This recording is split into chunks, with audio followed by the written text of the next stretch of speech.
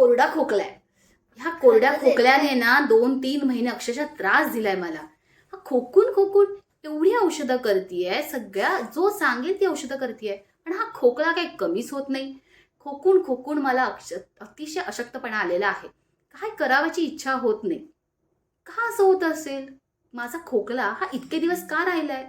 मी blood taste पण केल्यात. Blood टेस्टमध्ये सुद्धा काही आढळून आलेलं नाहीये. बरोबर. कोरडा खोकला हे क्रॉनिक हार्ट फेल्युअर म्हणजेच हृदयाचं इजेक्शन फॅक्टर, पंपिंग फॅक्टर जे आहे हे कमी असल्याचं प्रमुख लक्षण आहे. बऱ्याच वेळेला हे आपल्याकडनं मिस होऊ शकतं. सततचा 2-3 महिने असणारा कोरडा खोकला हा इजेक्शन फॅक्टर कमी होण्याचं प्रमुख लक्षण असतं. हे बरेच वेळेला हे लक्षात येत नाही आणि त्यामुळे हृदय जे आहे हे आतल्या आत कमकुवत होत जातं आणि हे कमकुवत झालेलं हृदय अचानकही कधीही इमर्जन्सी निर्माण करू शकतं.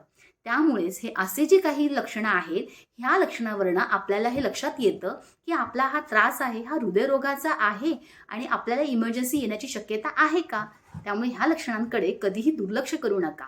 त्वरित तुमच्या जवळच्या डॉक्टरांना भेटा आणि त्यावर तुमची उपाययोजना नक्की करून घ्या.